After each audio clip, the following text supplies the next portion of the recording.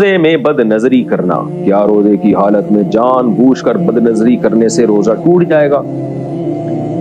بد نظری کرنے سے روزہ ٹوٹتا تو نہیں ہے، لیکن روزے کا ثواب اتنا کم ہو جاتا ہے کہ ٹوٹنے کے قریب ہی ہو جاتا ہے۔ جیسے کہ حدیث میں آتا ہے کہ آپ صلی اللہ علیہ وسلم نے کچھ خواتین کو کہا کہ تمہارا روزہ نہیں ہے۔ انہوں نے کہا کہ ہم نے تو روزہ رکھا ہے۔ آپ نے ان کو حکم دیا، انہوں نے الٹی کی ہے تو گوشت کے لوتھڑے نکلے اس میں سے۔ آپ نے فرمایا تم نے کسی کی غیبت کی ہے۔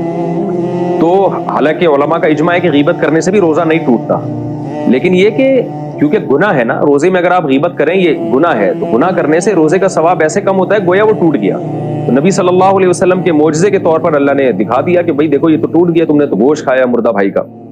تو بد نظری کرنا، بے حیائی کرنا، روزہ فلم دیکھ کے روزے گزارنا، یہ سب چیزیں روزے کے ثواب کو کم کر دیتی ہیں۔ البتہ روزے کا رکن باہر علیحدہ ہو جاتا ہے۔ رمضان کا جو روزہ تھا اگر نہ رکھتے تو اس کا جو گناہ تھا وہ تو بہت زیادہ تھا پھر، اس لیے روزے میں گناہوں سے بچنا چاہیے۔ حدیث میں آتا ہے روزہ ڈھال ہے، انسان کو برائیوں سے روک لیتا ہے۔ اور آپ صلی اللہ علیہ وسلم نے یہ بھی فرمایا کہ رب صائم لیس لهم فی الصیام الا الجوع ورب قائم لیس لهم فی القیام الا السحر، او کما قال صلی اللہ علیہ وسلم۔ پورے الفاظ حدیث کے عربی میں مجھے یاد نہیں ہے۔ نبی صلی اللہ علیہ وسلم نے فرمایا مفہوم یہ ہے کہ بہت سے روزے دار ایسے ہیں جن کو روزے میں بھوک کے علاوہ کچھ بھی حاصل نہیں ہوتا، اور بہت سے راتوں کو جاگنے والے ایسے ہیں جن کو تہجد میں سوائے نیند خراب کرنے کے کچھ بھی حاصل نہیں ہوتا۔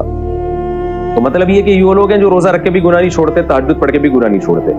تو یہاں بھی علماء نے حدیث کا مفہوم بیان کیا ہے کہ ان کو تہجد کی برکتیں حاصل نہیں ہوتی، روزے کی برکتیں حاصل نہیں ہوتی۔ بہرحال روزہ بہرحال ہو جائے گا، رکن ادا ہو جائے گا، لیکن روزے میں ثواب میں بہت کمی ہوگی۔